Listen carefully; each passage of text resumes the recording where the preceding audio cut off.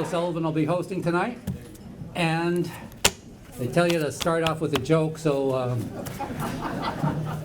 but, you know, Sean Worth will always say, oh, no joke. I've heard about that. It starts off that this climate denier walks into a bar and orders a whiskey. And the bartender shows him the bottle, says it's 80% alcohol, and he gets angry and leaves. And the bartender goes, you show them the proof and they never buy it.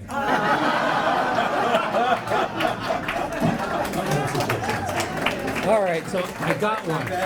All right, so we're going to kick right off with our first award.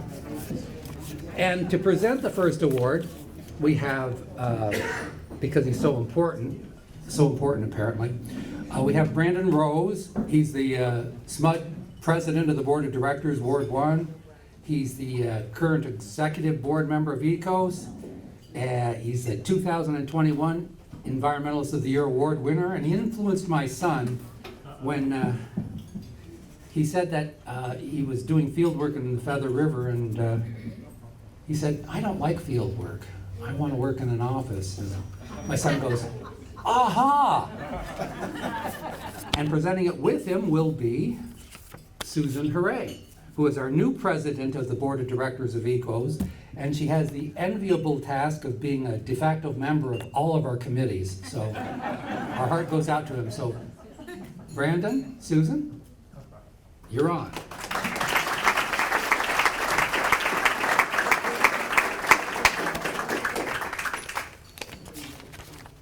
All right.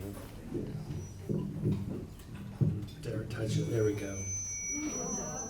I had to turn it there. Just do a windmill guitar strum. You know? All right. Your best beat down. We'll make two. Thank you, everybody. Good evening. I'm, as Michael O'Sullivan said, I'm Brandon Rose. I'm the board president of the SMUD Board of Directors, and proud to be a very long time active member in ECOS, and was president. I had a very crazy 2017 where I was working full time for their resources board, president of ECOS, and newly elected to the SMUD Board of Directors. So, and then walking down like I Street on the way to my last board meeting as president, feeling very happy, blew out my ankle. That's right on that. So anyway, I laugh, but it's great. Things are crazy sometimes, but it's great to be here, and it's really an honor, and Susan and I are gonna tag team. It's really an honor tonight to get to speak a little bit about Ralph Proper and give a little bit of background with him. But first, one other thing, I did win the Environmentalist of the Year Award for Inside Ecos for 2020, and we never had a actual gathering because of COVID, and so I do want to make sure I thank the members of ECOS for that honor right up front. I didn't get a chance to do that publicly, so thank you. But about Ralph tonight, I knew him at the Resources Board. We worked on the same floor together, so we definitely would see each other here and there. And then he got more involved with ECOS. And I was looking for somebody to take over for me in 2017. And I went, Ralph, you're retiring, aren't you? It's like, would you like to do something with all that free time you have? And so he said yes, which was really great for me to take that burden off. But little did he know that you can make it into a full-time job without any effort whatsoever. And it's really, I find it to be really rewarding work. But I do thank him for that. And then just a couple of things, thanking him for getting into ECO. So he's been here as president, he was in for 4 years. So a good long stint.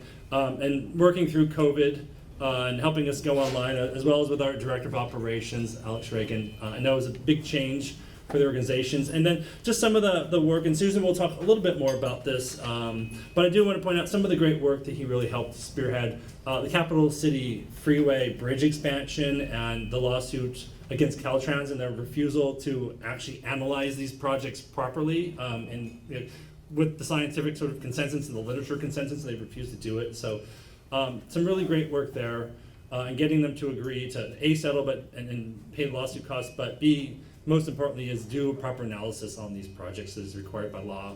And then another thing I thought was really important to point out was the work with the investments without displacement. and that nonprofit work. And if you, I'm looking at which elected officials are in the room. If you listen to some of the elected officials involved, you would think they were the ones who spearheaded it. Which is, if you were involved, you know that no, that was not true until the local nonprofits came together and filed a lawsuit that you didn't get any meaningful action in trying to avoid displacement when you're making investments in local communities. And so I really want to thank Ralph and the others at ECOS for helping support that as well. So those are my little bits. Thank you, Ralph. It's a pleasure to come up and introduce you. And Susan, please, come follow me.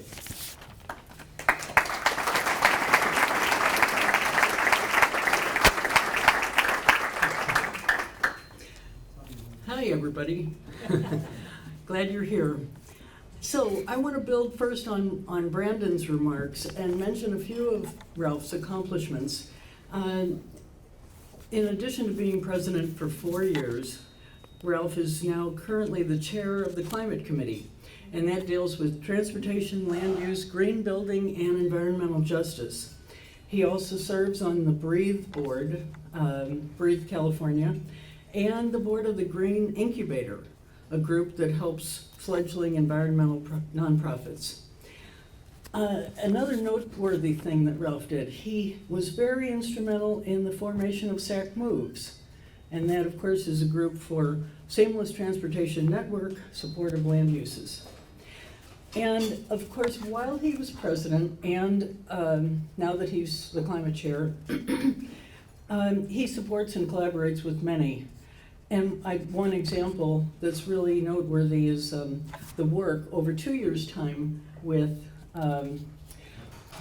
many groups: Sierra Club Sacramento, 350, Citizens Climate Lobby, Sacramento Climate Coalition, in the review of the county's climate action plan. And that was review of documents, it was talking with elected officials, talking with staff, and generally lobbying.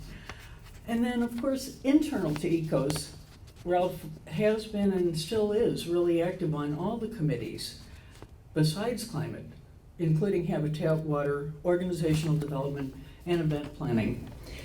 He provides support and leadership. Okay, so much for the accomplishments. Now I want to talk a little bit about the qualities that make him such a worthy recipient of the Environmentalist of the Year award. First, I'd say Ralph is always on. On any normal weekend, he'll go to an affordable housing benefit on a Friday night, a bike-a-thon on a Saturday, and a neighborhood festival on a Sunday. And it's all to help promote the good and network with others. And he fits in vacation time with family and friends. Now the second, I would say, of course, something we all know, is Ralph's intelligence and amazing ability to recall things. I commented on this to Ralph shortly after I came back from a visit to my relatives in Ireland. And Ralph said to me, well, the reason I'm so smart is that my mother followed doctor's orders to drink a pint of Guinness every day. She didn't do it with my brother, and you can sure tell the difference. Third is Ralph's humility. Now, there's a joke about that too, but I won't. So I would say, despite how great he is very humble and generous and forgiving, and always looking for the best in people. And I have much to be humble about. So on a personal note, I spent a year with Ralph as me being president-elect. And I literally would not be president without him. It was 2 years ago, approximately, I said to Ralph, I was coming to the meetings and I said, put me to work. I'm just taking up space. And so this is what happened. So Ralph continues to be a great partner to me and to everyone in this room. So please give him a warm congratulations.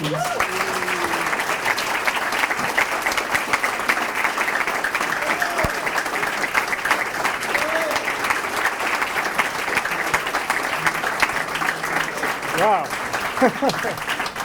Well, thank you very much. I thought I'd better write down some things or I won't remember what to say. I'll just be overwhelmed. But thanks to everyone for this honor. I really appreciate it.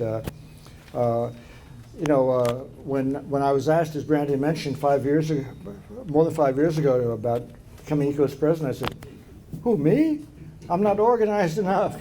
Well, Alex Regan said, I'll keep you organized. I'm not sure how much success you've had, but ECOS is still going along, so I guess pretty successful. I was about to go to Europe for a month then, and I said, I'll think about it while I'm there. So while I was there, I thought, well, I guess I am retired. I don't want to play computer games all the time. So, all right, it's been a good 4 years. I got to work with a lot of interesting people, and still do. We've accomplished some good things. As Brandon mentioned, that was one of them. One good thing I accomplished was getting Susan Reed to succeed me. You're doing a great job, Susan. And thanks for suggesting I chair ECOS's climate committee, keeping me involved. And I will say it's been challenging at times being president of ECOS.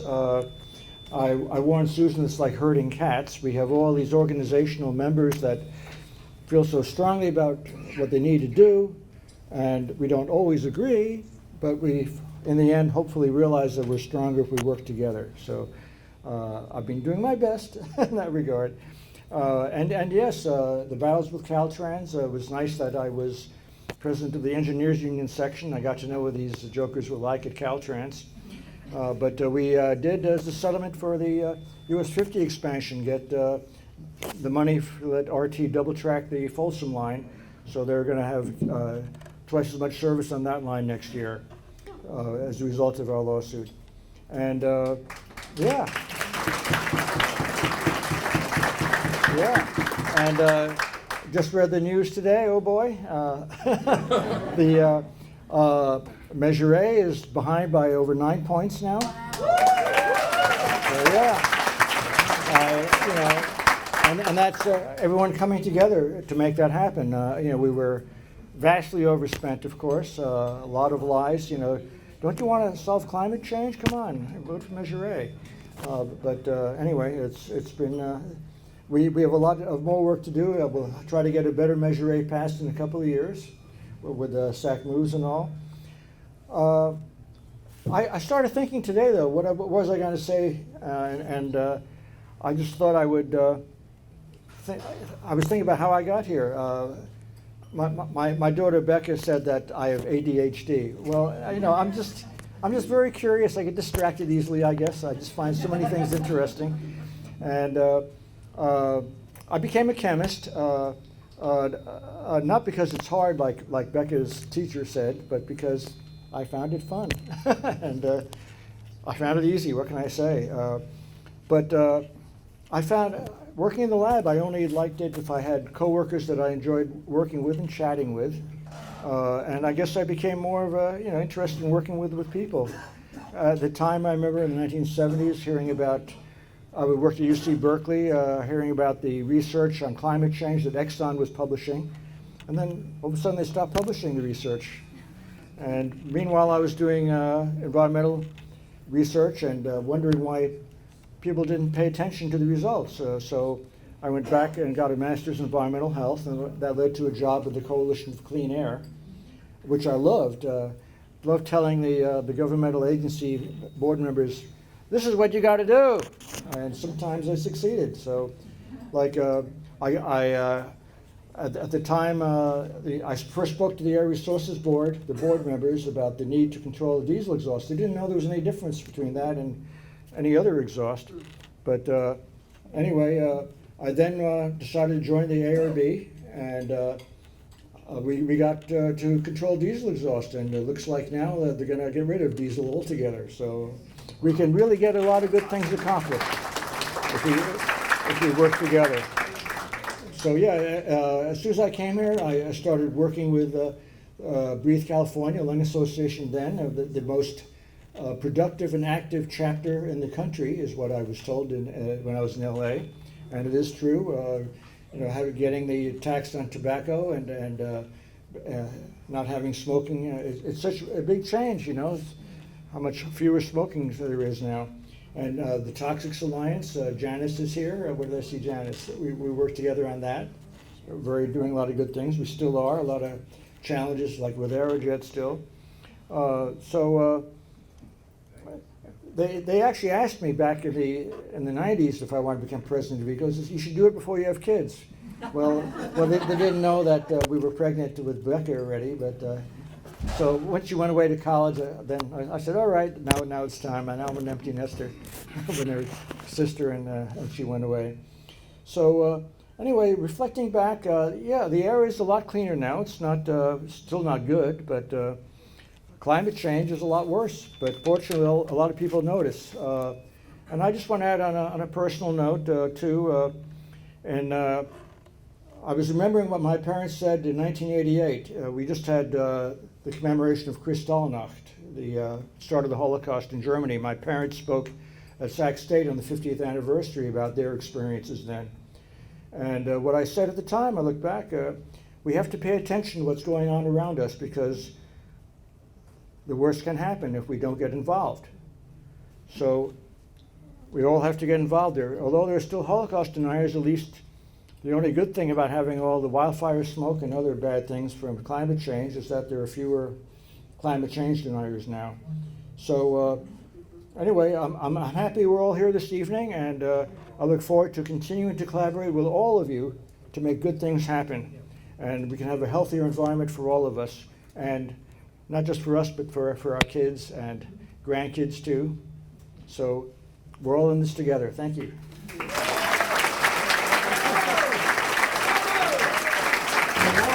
Next up, we're going to have an award for Mackenzie Weiser, and to present the award, Don Natoli, the Sacramento County Supervisor for District 5. He was a 2016 EOI recipient. That's Environmentalist of the Year. Thank you, John. John was supposed to be doing this whenever I did an acronym. He was supposed to go, yeah, that's what it is. And he was also the California State Association of Counties president. So where is Don? Right there. Yeah, there you are. No. You're going to be coming in to talk about Mackenzie.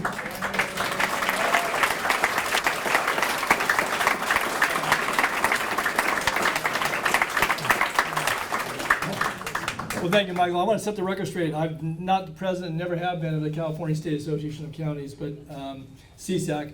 But I've been a county supervisor here in this county for now almost 28 years, and had the good fortune serving my former colleague Roger Dickinson, Isla Collin, obviously folks who were very involved in this organization, but certainly served you very well on the Board of Supervisors as well.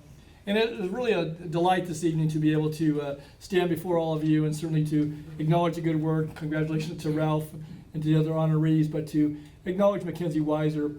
I've known Mackenzie now for several years, and I know she has folks here, family as well as friends and members of her board, the Splash Board. But I want to just say that this lady who succeeded folks that are well known to ECOS, both Eva and Emily Butler, who helped to put together the Splash program a number of years ago, and obviously were forces to be reckoned with in the environmental community, and certainly their passion for the vernal pool preserve, Ida Collin vernal pool preserve at Mather, but also, again, we're very, very strong in this organization and did a lot of good groundwork.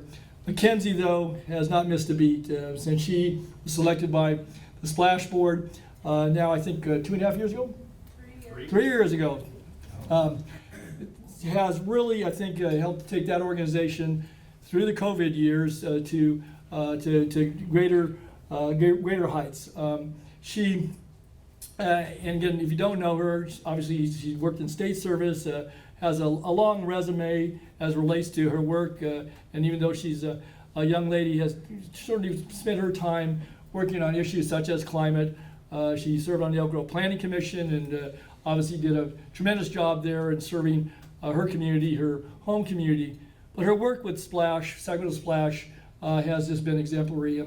I can assure you that she has taken the role not only of the stewardship of the vernal pools and working with many people in this room and certainly the broader community and her Splash Board, but really, I think, taking it to new heights in that the focus on helping youth to better understand their environment, to become the stewards of today, but certainly the leaders of tomorrow. And the fact that they put together the Youth Environmental Leadership Camp, the summer camp, but still the funding that needs to be available to help transport young people, to provide the programming elements that are important for people to gain that understanding.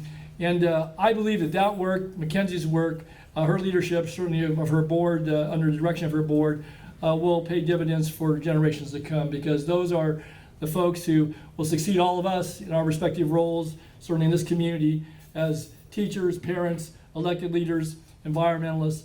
And I think it's really, really important. And I know she values that. She has children of her own, and I'm sure she'll get a chance to introduce her family here in a moment. But I've been very, very impressed. Certainly her insight, her intuition as to how best to approach one, sort of the fundraising part of it, but also to build in the program elements that are important. And I know she's done tremendous outreach. I've been on the receiving end of some of her advocacy in a very positive way as it relates to seeking funding for supporting the youth program, to support the ongoing work of the Splash Center. And I trust everybody in this room has been out there multiple times, but if you haven't, it's a delightful program. Certainly the center itself, but to actually get out into the field during the springtime when the pools are in bloom, and to experience what really is a national treasure. It's an international treasure. And I know there are folks that are certainly more well-versed than me in this room as relates, but it's a very, very minute remaining portion of that natural landscape. And for all those many decades that it was a military Air Force base, but yet was pretty pristine when it came down to the state that was left in when the county received that property. And again, through the leadership of many in this room and others, but Mackenzie has really carried forward that program. And I also want to acknowledge that, again, through the direction of her board, but the Nicholas Ranch, which I don't know if some of you have had the opportunity to visit, but on the side of the regional sanitation plant facility in Elk Grove, on the western edge of Elk Grove, there was a farmhouse there, the Nicholas Farmhouse. And more than just the house, there were some remaining buildings, a barn, and some other outbuildings. Splash certainly brought the heart of it is obviously the Nicholas House to restoration. I give credit certainly to all of you ratepayers in the sanitation district. We used non-rate revenue, but I think the foresight to invest in the restoration, but then we had to have the soul, and that's the programming. And so Mackenzie, working with the Elk Grove Unified School District and with other community partners, a long list of youth organizations and other organizations that have an environmental focus, and whether it be on beekeeping, on animal husbandry, on organic gardening, the list goes on and on and on. She could describe it for you. But again, I think it was her initiative working with the district, and certainly to, again, not only bring the programming and to build on that, but to help then raise the funds. And that's many of you who are executive directors in this room know that from a nonprofit or not-for-profit standpoint, that's a hard part of the job. And you have to have a good, strong board and obviously community support. But I want to just kind of wrap this up and say that Mackenzie has demonstrated that initiative, that leadership that I think certainly brings the recognition to her this evening. I believe she's an environmentalist at heart, but she's someone who recognizes that if this force is to continue moving forward in the future, that the future generations need to be well instructed and also have an appreciation for the natural environment. And so whether it's the vernal pools at Mather or some of the activities out at the Nicholas Ranch, she's a tremendous steward for those programs, a tremendous leader, and I'm very pleased to stand before you this evening and to recognize her as Environmentalist of the Year. She has a lot of potential. She's very young, and so I know for many years to come she'll continue to be a leader in this community. So please join me in applauding Mackenzie Weiser.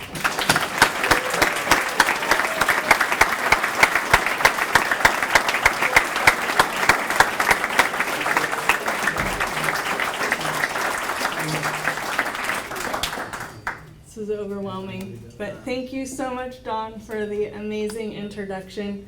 I do have to correct him for the 800th time. It's Weezer, like the band. He knows this. But I think you're wiser. That's why I say But that. it's spelled wiser, and we're all wiser because of all the things I'm going to tell you about. So thank you for that great introduction. I'm so grateful to be here in this room with so many like-minded individuals.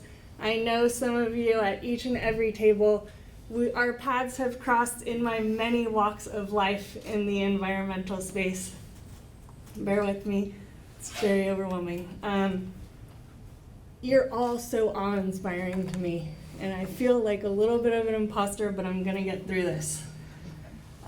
This award is not just for me, it's for my staff who are here in this audience with us. If it weren't for you amazing folks who could bring my vision down to the ground, we wouldn't be standing here right now. So thank you to all of my staff that are here and also all of my board members. I have all of my board members here in attendance, and I'm just so excited to talk to you all about all the amazing things that we're doing here at Splash. So thank you to my board for allowing me the bandwidth and believing in me to go out and contact all of these folks in this room and to run with my vision. So thank you for that. But first and foremost, I wouldn't be here. I just can't believe I call this my work. So every day I get up and I work from home because of COVID. So I have to thank my family for putting up with me. My husband, my daughter, my 10-year-old son, and my in-laws are over here.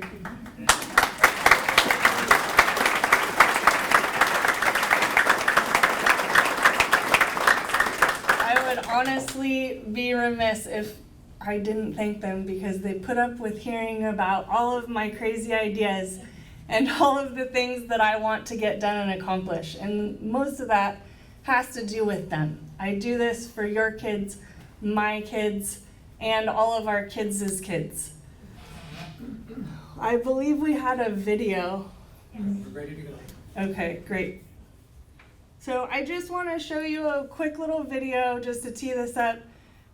The Youth Environmental Leadership Camp was a complete brainchild of mine to create a camp where youth could come and connect with nature and learn all about the different facets of climate change. Each day had a complete topic of climate change. Monday was air quality day, Tuesday was energy day, Wednesday was water day, Thursday was food waste and consumption, and Friday was all about land use and planning. So we brought 6th and 7th graders together on all of these topics because climate change is like a loose seam where you pull the thread and it all opens up. We're all connected. All of these things are interconnected. So enjoy these 3 minutes while I catch my breath.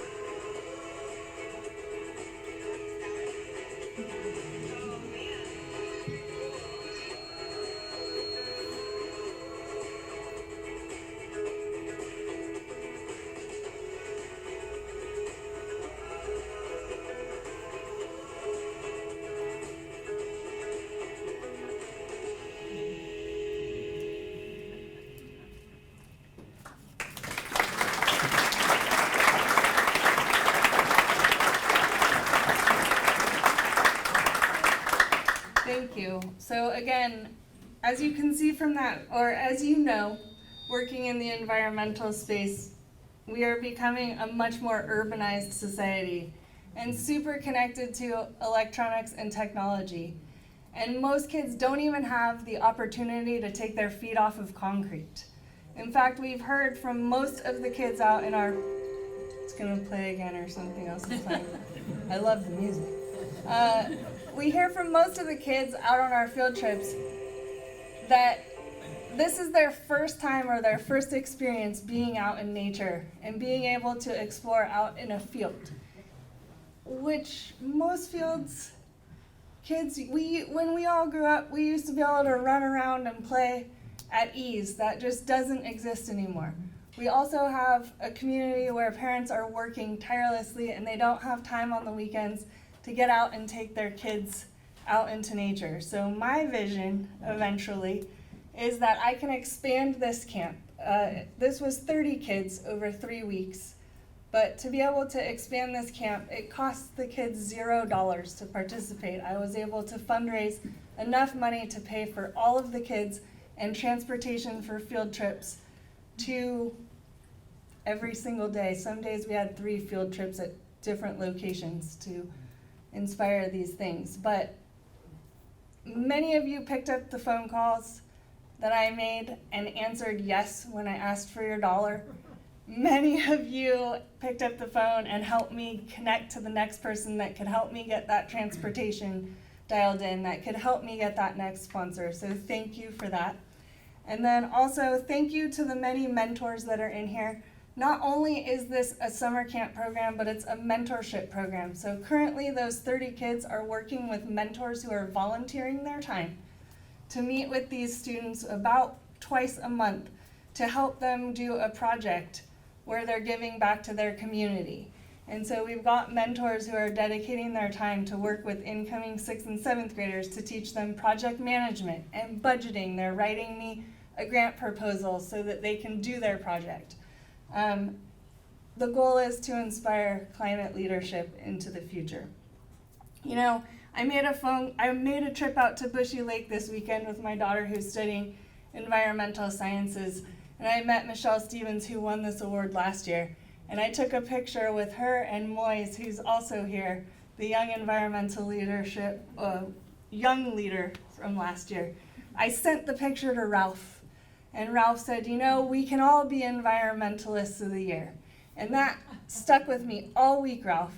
You're so right. We can all be environmentalists of the year every single day because you're all here and you care. So many of you care and you're so passionate and you do so much amazing work. I expect I'll hear from many of you as the climate task force member for the County of Sacramento. Also, if you know about the built environment, I'm your girl, so please hit me up because I cannot do it without all of you.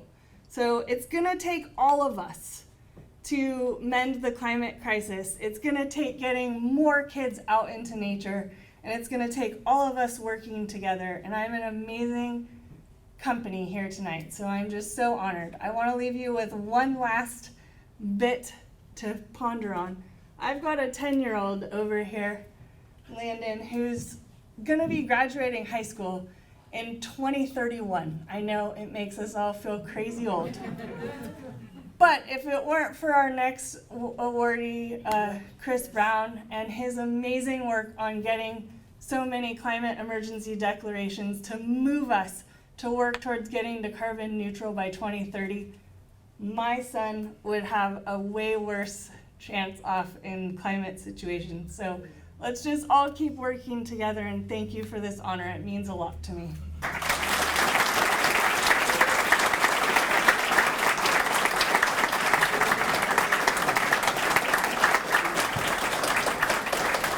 And the award goes to Mackenzie Weezer.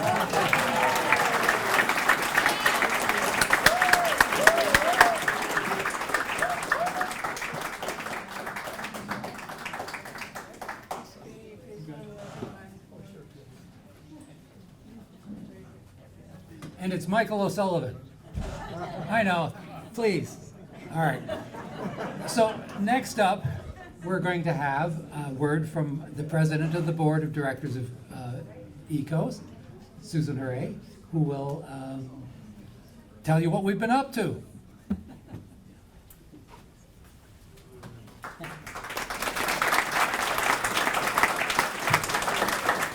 Hi again, everybody.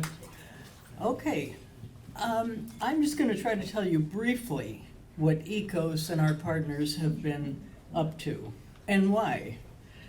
Just 3 topics. So let's start with climate. I'm going to focus on the county CAP, the County Climate Action Plan. ECOS 350, Citizens Climate Lobby, and Sierra Club, and others, like Sacramento Climate Coalition, and others, have been involved for over 2 years with the staff and supervisors for the county. And so the question is, have we done any good? I would say we didn't get all that we wanted, but due to our efforts, the County CAP, or Climate Action Plan, is a better document. It declares that transit-based infill development results in less driving than sprawl development. It clearly states that transportation is the biggest source of emissions.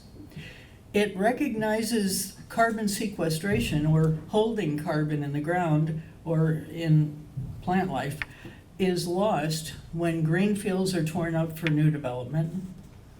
It has tightened up its requirements for a carbon offset program so that they are to be real, quantifiable, verifiable, and permanent. So what did we not get, and where are the disappointments? I would say we were disappointed that there is no requirement right now in the CAP for new development to be carbon neutral. And that's a biggie. And we are still concerned that the county is relying too heavily on the reductions from SMUD's 2030 clean energy goal and not take enough initiative on its own. So what gives us hope with the county and climate? I would say the Inflation Reduction Act is a real opportunity to fund greenhouse gas reduction activities. And I would say that everybody in this room would like to help the county and the city and the region at large in obtaining Inflation Reduction Act dollars. And we will try to help. Another good thing is that gives us hope. The county and the city and SMUD are collaborating on building electrification. And they've signed an MOU, and they've pledged to achieve zero carbon in the building sector by 2045. And then also, the climate has set up the Climate Emergency Task Force that Mackenzie is a part of. And it's undoubtedly going to generate good ideas for near-term actions. And we know that climate transition actions will create jobs for our region, and they will produce health outcomes through improved air quality. So just to bring you up to date on where the county CAP is, the final CAP is scheduled to be released to the Board of Supervisors for their final review and perhaps approval in the first quarter of 2023. And besides working on the county's CAP, we're also focused on Sacramento City's CAP and their just released climate adaptation plan. So let's move on to the second topic, habitat preservation. ECO's Habitat Committee is called Habitat 2020. And of all the work, in my view, that Habitat 2020 is engaged in, habitat acquisition is really particularly interesting. And for this work, Habitat 2020 works as part of a consortium with land conservancies and others. One thing that they're doing, they're monitoring the implementation of the South Sacramento Habitat Conservation Plan. And that means they're monitoring the acquisition of parcels to create, over a 50-year period, an interconnected regional preserve system of over 36,000 acres. And that's somewhat bigger than the city and county of San Francisco. So it's quite large. And secondly, and really interesting, is they have proposed lands for the 30 by 30 program. And the 30 by 30 program is a California program initiated through executive order by Governor Newsom in 2020 and managed by the California Natural Resources Agency.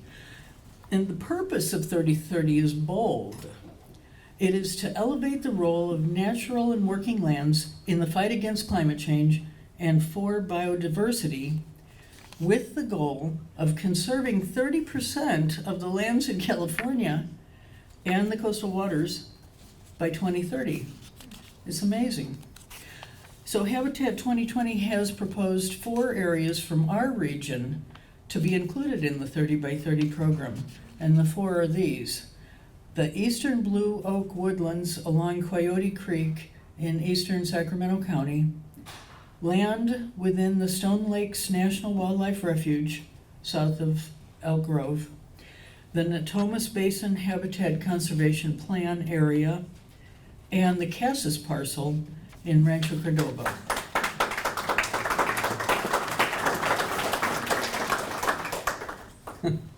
That's good. Okay, the third area is water, and about water supply, water quality, and water usage. The ECOS Water Committee is a stakeholder in the Water Forum, and the Water Forum is a group of 40 stakeholders in this region. ECOS is participating in an update of the 20-year-old Water Forum agreement to reflect climate change impacts. And they want to preserve the reliability and safety of water supply and preserve the river's fisheries, wildlife, recreational, and aesthetic values.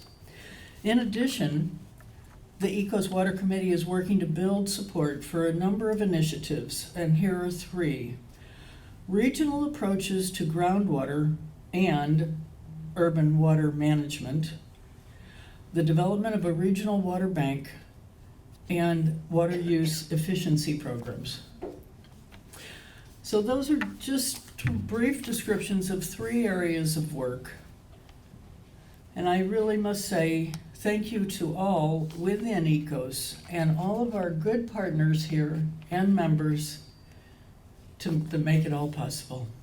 Thank you very much.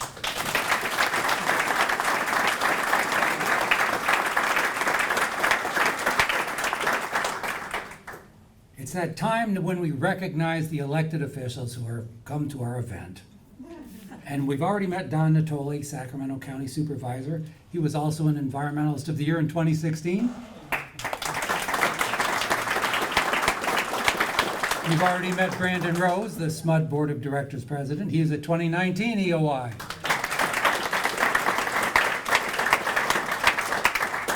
Roger Dickinson, former state assemblyman, former Sacramento County Supervisor, and a 1983 Environmentalist of the Year award winner.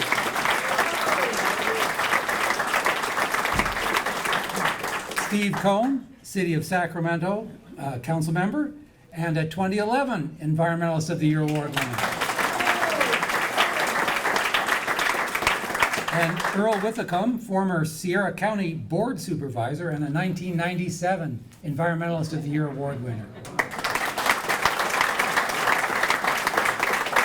And Earl is going to take a moment to introduce you to some very special people. Oh, I got a vamp, he's on his way. I want to take a moment to provide a word about our sponsors, our generic sponsors.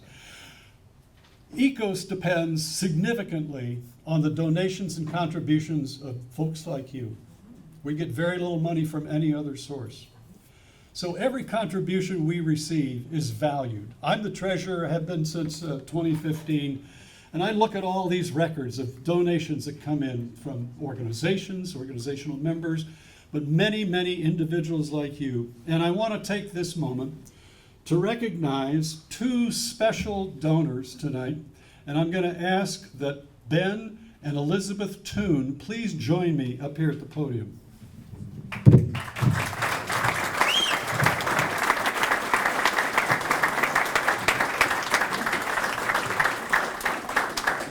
Ben and Elizabeth are our two youngest monthly contributors to ECOS.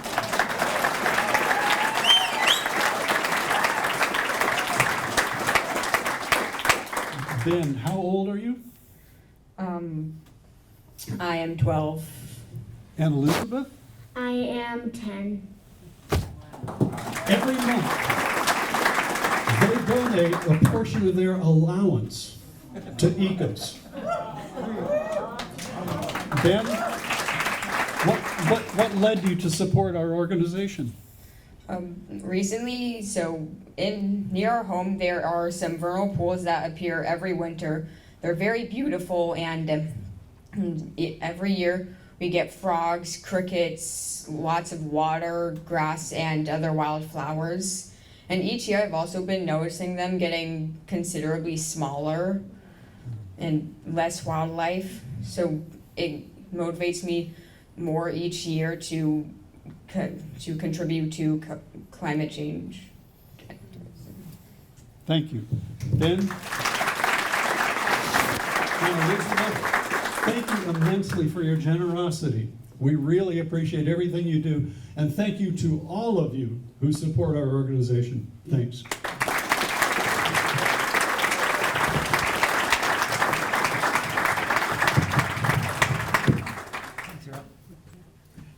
And now, one more word from Susan. All right.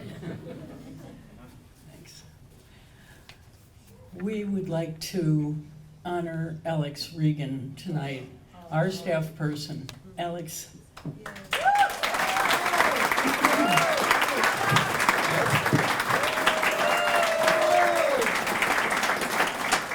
Alex Regan is the Director of Operations for ECOS. And we'd like to formally recognize Alex and the remarkable job that she does of handling ECOS communications, among other things. We appreciate her organizational skills, dependability, cheerfulness. In particular, ECOS would like to thank Alex for her event planning work, most particularly for the 2022 Sacramento Earth Day, but for today's event as well. So please join me in congratulating Alex. Alex is going to say a few words. Thank you so much, Susan.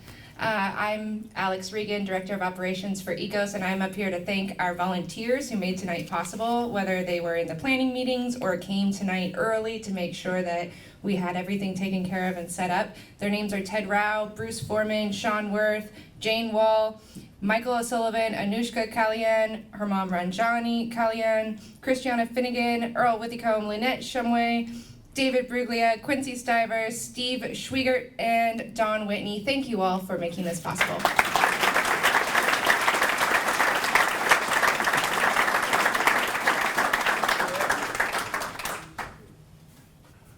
Okay, back to the awards. Our next presenter is going to be presenting for Chris Brown. Valerie Williams is an environmental justice advocate and a signature part of the Sacramento Climate Coalition. Valerie?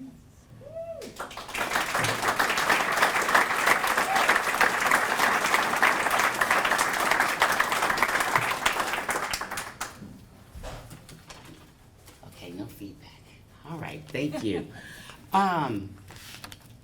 First, before I introduce Chris Brown, I'd like to say thank you, first of all, to the young people, because you just reminded me of why that I am here tonight.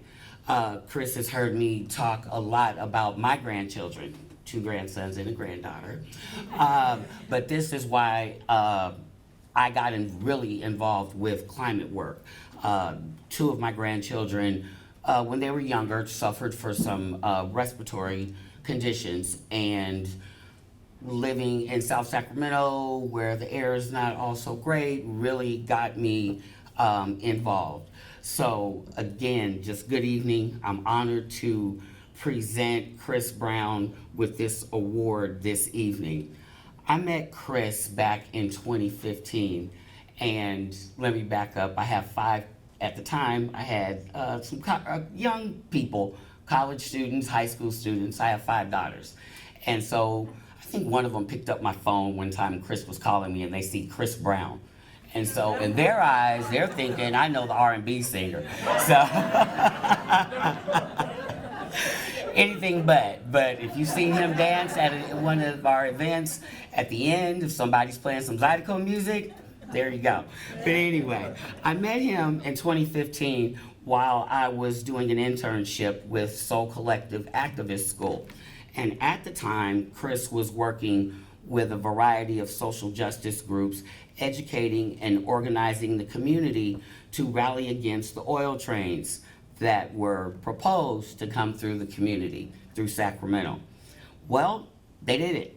We were successful at stopping the oil trains from coming through here. In fact, I believe, Chris, correct me if I'm wrong when you come up, I believe we are sitting in the blast zone that those trains were coming through, because I believe they were supposed to come right down 21st Street. So yeah, we are in what would have been a blast zone if that would have succeeded. But no, they didn't come. And so Chris is really where I learned the term environmental justice, because of the way we approach the oil trains. And for someone like myself, like I said, the trains were coming through South Sacramento. That's where I lived. That's where my kids went to school. I was a Sac City student at the time, had been. So that became, like I said, very personal to me. And just the way Chris engaged, I was a student and other students, and we were students of all ages, of all backgrounds. And honestly, Chris said a lot of things that a lot of people sometimes in our meetings did not have courage to say. And that really made me start paying attention to this guy. And like I said, he really made sure that SAC Climate Coalition, that we stay focused on, you know, how climate change affects underserved neighborhoods. So for me, when I first heard that term environmental justice, it actually put words to what I had been seeing my whole life. I grew up in the Bay Area. If you know about the Bay Area, Freeway 880, Freeway 580, environmental justice. So there you go. So again, another thing I admire about Chris is that, like I said, he embodies the term. He'll say things, like I said, that people just don't have the courage to say. And during my senior year, with his help, I was able to use my work with Sacramento Climate Coalition to fulfill a field study requirement for my major of ethnic studies. I've lost count of all the climate justice meetings, actions, rallies that we've attended together. I know folks at the city of Sacramento, county of Sacramento, SMUD, Valero, even that CHP officer at the Capitol, Chris, you remember him? They all know who Chris Brown is, okay? And anything that is a threat to our environment, they're gonna know who Chris Brown is. If they don't, they're gonna find out. I also know that just you know, Chris and I have gotten to know each other. You know, talk about our kids' successes and sometimes their oopses and just, you know, the ups and downs of being a parent. You know, I know Chris has always had this activist in him. And I have roots in Louisiana. He has roots in Louisiana. So he's kind of like a quasi-cousin to me or something. So yeah, but not only is he great at tackling various environmental justice issues, he also organizes meetings for the Sacramento Climate Coalition. I look at him like a sheep herder. You know, sheep herders at the back and keeping all the sheep out there together, and some of us stray along, and Chris is gonna come and bring that one back. Sometimes I'm that lost sheep. We've all been that lost sheep at times, but he works with us, all of our personalities.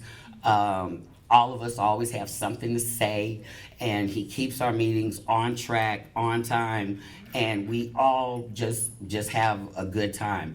And he also helps cultivates and maintains our strong relationships with other social justice organizations here locally, such as Poor People's Campaign Sacramento, United Latinos, ECOS, and just so many others. If I left out anybody, don't take it personal. Charge it to my head, not my heart. And like I said, Chris is just great at coordinating and utilizing all of us with our talents, and he has a very special skill of volunteering people to do things. Right? Okay, yeah, he does. But he does all of this without ever putting the spotlight on himself. I've worked with a lot of different groups, and sometimes, the leaders, make it about themselves. Chris never does that. I can see he's over there being humble right now. So Chris Brown is an excellent example of an Environmentalist of the Year. So join me in welcoming Chris Brown.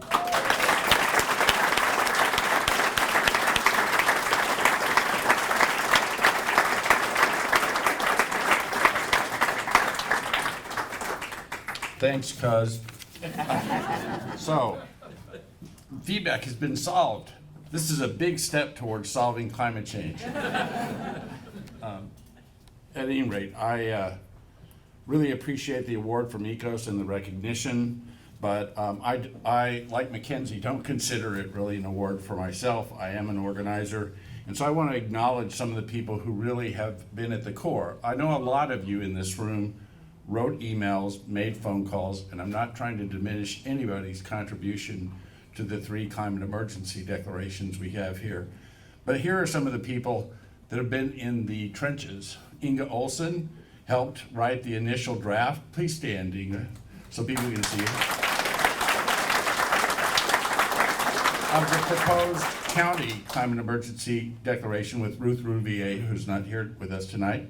Ann Amato is next to her, and Ann has been a dedicated researcher, bringing her career skills at research to bear when we have brought the specific issues around social justice, the need for climate resilience communities moving forward, the need for specific measures that actually reduce carbon emissions. Megan Shumway,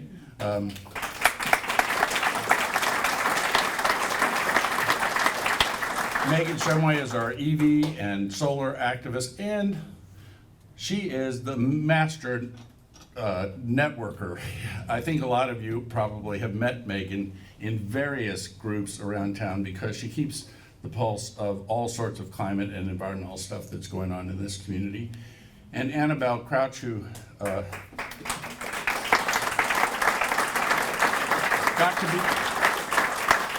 got to be Don Natoli's best climate buddy for a year, as she kept him updated monthly on climate stuff before we finally got the vote at the county. And thank you, Don, for voting for the climate declaration.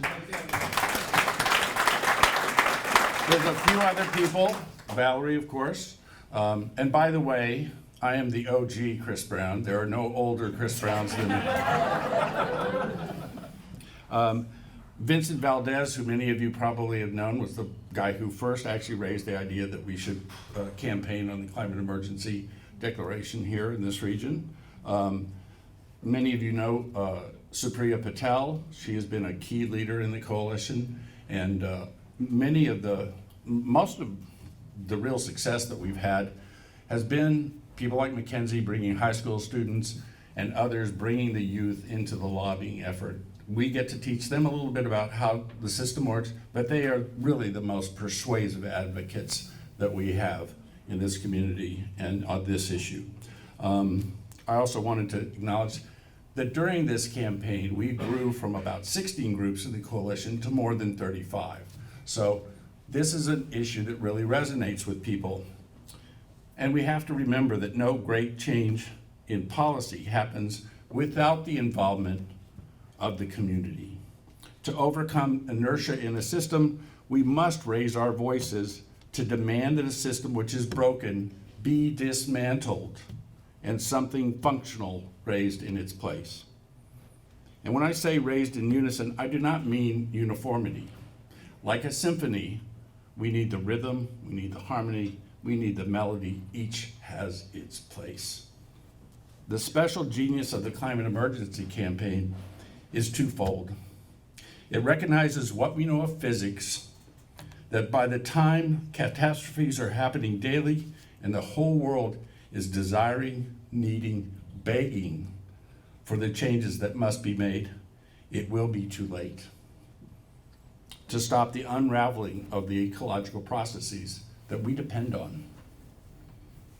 And that a complete transformation of the fossil fuel economy to one which is regenerative, renewable, and responsible is absolutely essential. We must not wait, and this is the core demand of the Climate Emergency International Campaign, for the national governments that made promises in Paris to come up and do that. They are not moving fast enough. We must take local leadership. By adding SMUD, the first municipal utility in the US to declare a climate emergency, we have a right in this region to consider ourselves leaders in the international movement. But the declarations are just the start, not the finish.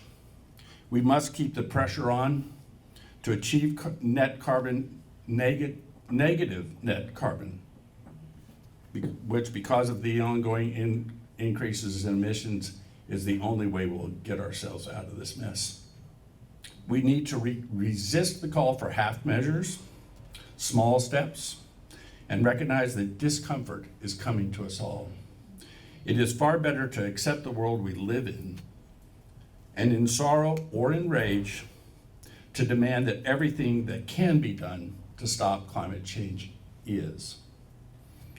We at the Climate Coalition got our start, as you heard, as the Stop Oil Trains Coalition, with a focus of disadvantaged communities along the rail lines, which is how I met Valerie.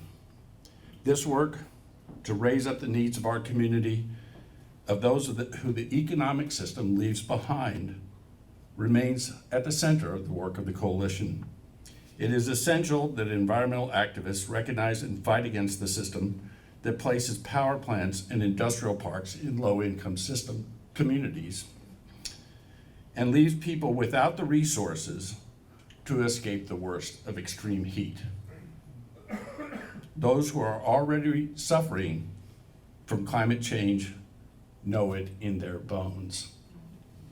We must resist, the people in this room, I'm speaking to us, the temptation to think that we must teach them about climate change, and instead use our education and our privileged access to power to advocate and demand for changes that will benefit those who experience the worst first. Stay tuned for more information about the Climate Coalition's new campaign on public banks as a way of financing climate advocacy, and help us. It's going to be an involved campaign to get our money, our public money, out of the hands of commercial banks that support fossil fuels and back here for local control. And we'll need all of you advocating for those changes. And I would be really remiss if I stepped away from this microphone without recognizing the person who for the last 33 years has made it possible for me to be successful as an organizer. My wife, Ruth Lindahl, who is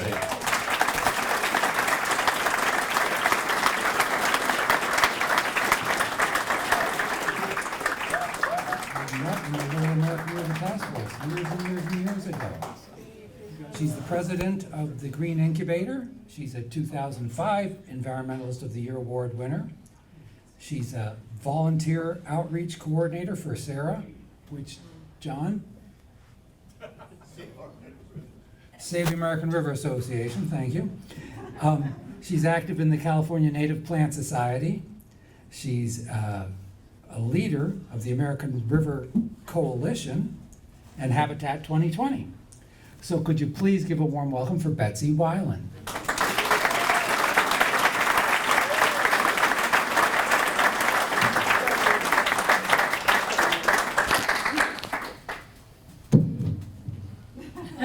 Now I suppose I screwed it all up.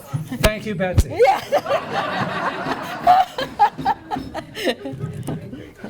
Okay, perfect. Well, thank you, everyone. I could not be more jazzed than to be here this evening to help honor Mark Berry and the community he's built around him preserve the American River.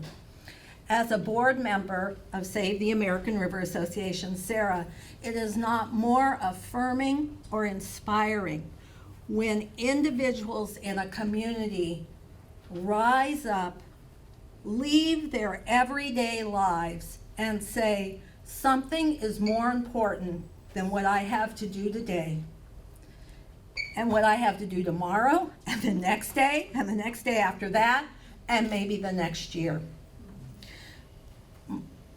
We're in the middle of a battle right now, and we're not honoring Mark for something that's a done deal or been accomplished. We're in the middle of a heated battle right now, saving the Cassis property from development. Yeah.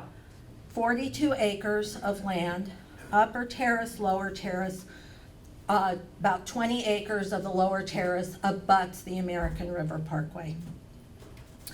Picture this, late August 2020.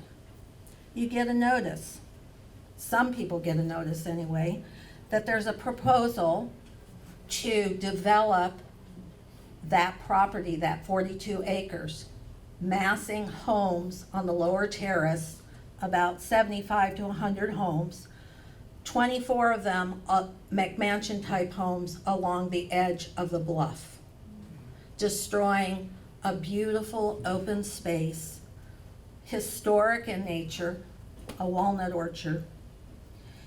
And you get one meeting, an infomercial we called it, with TrueMark, and they introduced the subject by saying, I know we're adjacent to that American River complex. Oh, I knew we were in trouble. It was a complex to them. They had no idea what they were talking about or doing. It's going to be under a mitigated negative declaration. We're going to drop this environmental document in October, November, and in March we're going to go before the Rancho Cordova City Council, and they're going to give us their stamp of approval, and by June we will be turning dirt and there will be houses on that property. Thank God we have people in our community who care. I've known Mark Berry for many years, full disclosure. He built a home in about 2006 on the American River, on the bluff on the American River, Rancho Cordova, and it had to undergo a review. It was in the Parkway Corridor Combining Zone, and I was part of the review committee. Mark, so the home, he went through the review process and listened to all of our, you can't do this, you shouldn't do that, wouldn't you want to change that? And the home got built, and Mark always understood where he was living and the privilege he had living there, and thoroughly appreciated the beauty that he was privileged to enjoy every single day. And he always said to me, he said, Betsy, he said, okay, well, I'm interested in making sure that I landscape this area properly. And he's always interested in native plants. So we always had, Chris Lewis and I spent time out on his property, walking it, talking about all the different plants that could go in, how to stabilize the bluff. He taught us a lot about hedgerows, of which he was very familiar. And one thing he always did say too was, Betsy, this home is available to you anytime, to the community, anytime that you need it. I want to open up my home to help with the things that matter, helping to preserve and protect the American River Parkway. Well, Mark, little did you know what was coming down the pike. So since 2020, Mark was just one of those people who just stepped up and out. And I don't know how many of you in this room have actually been, and I'll say this, dragged out to the property to take a tour of it so that you could learn about what we could be losing. Mark has probably not left any stone unturned to ensure that everyone in the community knows what could happen if we all don't engage. So as Mark was, and I cannot tell you, and I want to let him tell you, I promised Mark I wouldn't use up all the time this evening because I really want him to introduce himself to you, but he, as he was spending all of his time, and I mean all of his time, this has been a full-time job for Mark. We started from, scratch, having to go back, the history, the resources, the county, Rancho Cordova easement issues on this property. We have 50 tons of paper that would go to the ceiling here with all of the background that we've had to gather and learn about all the different approval processes, et cetera, et cetera, et cetera. So the one thing, though, that I hope he does touch on that I think is so important is that this started with an issue, saving this area of the parkway. And it's blossomed and bloomed because of Mark's engagement and that commitment to creating a community in Rancho Cordova, the leaders of which are Preserve the American River, that has expanded and grown into a civic movement in Rancho Cordova. It truly is a civic movement. People who didn't engage with their community, at the political level, are now a political force. I will say that in Rancho Cordova. The planning commission, Rancho Cordova didn't even have a planning commission, and because of the drive to preserve this property, they now have a planning commission because the citizens said, this is a lack. How can you just city council approve things like this in our community at your level with no opportunity for citizens to engage? So I want to say that, and I think it's been said in various forms this evening, is that it's individuals and it's everyone just every day caring and believing that there's just nothing that can't be done. If you care enough and you're smart and you'll get to it. So I'd like to introduce you to Mark Berry. I hope I haven't taken up so much time that Mark doesn't have an opportunity to just introduce himself to you and tell you a little bit about the issue. But most of all, I want you to get to know Mark and how lucky we are to have people in the community like him and Preserve the American River.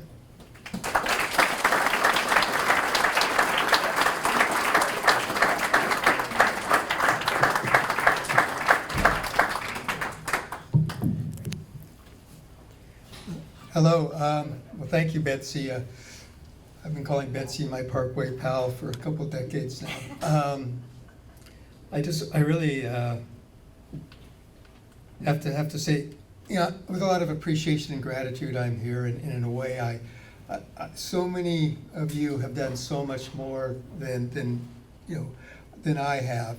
But I really want to just also acknowledge one of my daughters, Georgia. Both my daughters are studying environmental science, and my group at the table there, we've given ourselves the bold name Preserve the American River, which came up right at the beginning. My other daughter, when she heard about this development, said she was going to come up with a website and start a petition, and so did the next day and ran up and down the river. And what was amazing to me was after about an hour of gathering petitions, she came back because there was forest fires and there was too much smoke, that I was looking at all the zip codes, and I go, well, none of these are Rancho Cordova. Well, I don't think any of them are. And And I'm thinking, oh, how are we gonna use this petition? And then it dawned on me that, you know, the American River, we've all been called newbies because we're against this development next door to us in our neighborhood. But the American River is the crown jewel, really, of the region. Everybody loves it. You know, people come from all over. It gets 8 million visitors a year. It's just a phenomenal asset. And, you know, it's not an environmental issue. You know, it's an economic issue. You know, it's a standard of living kind of issue. And so, you know, that's kind of what we got involved with. And so just so you understand that the property, Betsy talked about it a little bit, but it is 40 acres. It's cut in half by about a 30-foot bluff. It's got you know, black walnuts in the lower part that's in the floodplain, and some cultural resource sites. And then it also, as we got into it, it has already recorded and dedicated public easements that we're all allowed to use now, but are blocked off. So we have a lot of these issues going on with it. But the plan was to just basically abandon all that, build a retaining wall 4 to 6 feet high, about 15 feet from the river bluff edge, take the upper plateau there, push it into the lower basin after pulling out all the trees, raise it 10 feet high, and put 244 homes. And they didn't quite describe it that when they gave us the infomercial, right? So I had to go through all the plans. My background is really more construction, and so I'm used to wearing more blue jeans or a t-shirt or a suit most of the time. But I had the salmon shirt, so I thought it'd be appropriate for this group here today. But so, you know, that was the plan, and it just so when I went in and asked the Rancho Cordova Planning, you know, what's going on here? They, well, in 10 days we're going to release an environmental document, and it's going to be a mitigated negative declaration tiered on to another mitigated declaration. And you have to appreciate, I didn't even know what any of that meant, but apparently the original when they rezoned the property, which, by the way, they didn't notify a lot of the members of the community, but when they rezoned the property several years before, the rezoning was based upon the fact that they excluded a part from the floodplain, based upon the city plan that said they weren't allowed to build in the floodplain. And now they were going to do another mitigated negative declaration based upon that first mitigated negative declaration, and voila, 244 houses were going to show up. Well, I really have to thank, this group here, Preserve the American River, because it hasn't by any means been just me. We've met almost every Monday morning and kind of strategized and learned. And the battle is still going on, but it's quieted down. So instead of, we thought this would come out August 2020, and it's just slowed down, and so now everything's quiet. And so in this quiet, I kind of thought, what have I learned? What would I like to reflect on tonight? And I thought about it. It's really been three things: blame, sandals, and pirates. Okay. So, and what made me think about this is when I got started in this, I was blaming, the city's doing this wrong, the developers doing this. They're all taking, I'm blaming all of them. But then somebody told me who was involved in another sort of similar situation in the Bay Area. They said this to me. They said, if you don't show up, you have nobody to blame but yourself. And that sat with me, because all this was going on, and as my daughter picked this up, runs off, gets some petitions, and they're absolutely right. It was a beautiful part of the river. I don't know if any of you, I know a lot of you have, because I've dragged you there, have gone down and looked at it, but it's a beautiful part of the river. It looks like the river of old. It has a lot of braids. It's very natural right across from pond. But, I realized, if I don't show up, and this gets developed, I got nobody to blame but myself. So I started digging, and I started asking a lot of questions. And that kind of brought me to sandals, because I thought, I asked so many of you in this room and other people, and I really didn't even know what I was asking. I've heard the term CEQA, and I got involved, and land use, and I've learned so much in the last 2 years. But what I reflected on was there's this a story of the Great March in China, and Mao Zedong was, on this, great trying to save his army. And there's a period of time where they're walking along through the snow. Mostly everybody was barefoot, and this one of the soldiers, some man, I guess if the cold comes up your legs and the cold gets to your heart, once it gets to your heart, he said you die. And so this horse comes by, and this guy sees that he doesn't have any sandals, and he throws him a pair of sandals, and he puts them on, and the soldier lives, and became just very appreciative of that. And I thought, God, if somebody threw me those sandals, I think, why don't you, give me a ride on your horse, right? But this came to my mind as all this was going on. And what happened was people gave me sandals, right? I didn't know how to do it, didn't know what I was doing. I was feeling kind of desperate. It'd keep me up at night. I'd wake up, and I'd get a pair of sandals, and I go, oh, okay, I got to look into that. I got to learn about flood. I got to learn about zoning. I have to learn about notifications. I have to learn about all this stuff. And I kept getting all these sandals and more sandals. And then I had so many sandals, I was just spending all my time. And that's where my group has really come in to help, because we've sorted through so many issues, and everybody has different skills and able to come up with a whole bunch of other things that we've been, I can't say successful, I don't know. It's still going on. But we made inroads, and that announcement tonight, I heard that this was set aside. I mean, to me, that really warmed my heart, because for a lot of times, I think all of you know, it's like screaming in the wind and pounding on a pillow. You don't know if you're getting anywhere. So I got to thank all of you for all the sandals. We will get them sorted. I think a lot of you, I've said your names wrong dozens of times, and I've written different letters to the wrong people. But everybody really has sent me things, and I appreciate that greatly. And our groups appreciated it, and we've figured out what we can do with it. So thank you.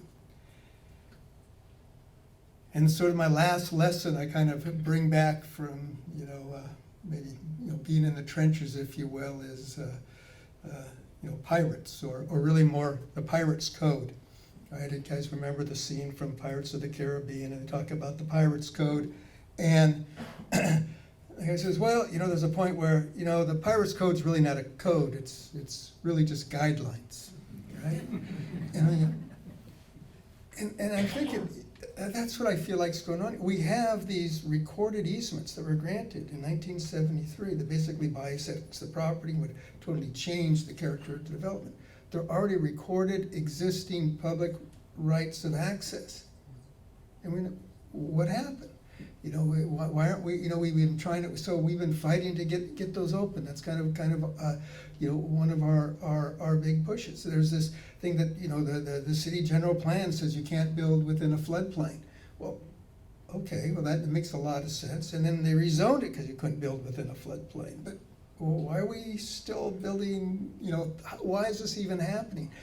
And so all this is going on, and we kind of slow this project down. About a year and a half ago. And we're thinking, okay, great, they're going to take a look at it, maybe get some environmental report. Well, then they start disking it without a permit. They go in there, this is weed abatement, but I don't know how many times you have to plow a field. They plowed it over 6 times, about 12 inches deep, pulverized all the soil into dirt. And well, what's going on there? And then so we researched that. Somebody said, well, look at the building code, look at the so it's zoned residential mixed use. It's no longer agricultural property. So in order to be disking it, if you clear more than an acre of land, or if you go deeper than 4 inches in the acre of land, you're supposed to get a building permit, which would require secret review. They didn't do that. So now and so now this 20 acres has been just pulverized, and the black walnuts are threatened during the summer like that. So we've been trying to say, well, who's going to restore that? Where's the fines for that? So we've been having this ping pong game, it seems like, with what are the rules here? How come the rules for us are one thing, and then the rules with what's going on here, they seem like just guidelines, and they're not really being followed. So we've learned a lot, and we're very grateful for so much help for so many people. And really, I'm just very grateful to my group here. I shouldn't even say my group, our group. I don't even know how it really just emerged. You know, how when enough people are upset about something, people who care just show up out of nowhere. And there's always a number of people who show up and say they're going to give you a lot of help. And then there's the 10% of all those who show up who really do. And this group that become very much great friends with and preserve the American River. We've done some good things. We've had some fun, and I think we're just going to keep up the good fight because we're not going to give up. So thank you.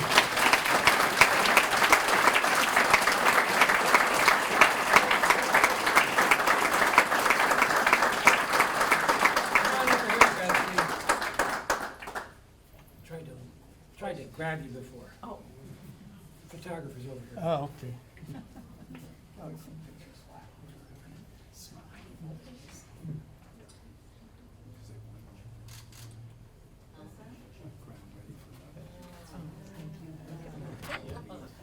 All right, so now it's time to thank our sponsors.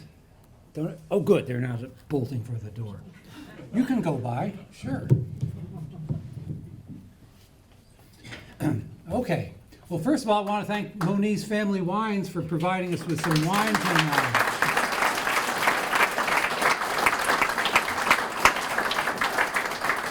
Please join us in thanking our generous sponsors at the John Muir level, and you've been watching them all night. A thank you to Andy Sawyer and Carol Bingham. Solodyne. At the Rachel Carson level, a thank you to SMUD. George Washington Carver level, a thank you to Green Incubator. And the man, Ralph Cropper. And his donation had nothing to do with him receiving it. At the Ansel Adams level, a thank you to the Fairhoaks Eco Housing. Tony and Margie DeRigi, Marge and Roger Dickinson, Milgavero Architects, Sacramento Natural Foods Co-op, Earl Withicum and Lynette Shumway, Robert and Ann Meager, John Dieter, Sacramento Area Creeks Council, Matoff and Associates, Susan Hooray, again, Janice Heppel, Friends of the Swainson's Hawk, and again, Moniz Family Wines.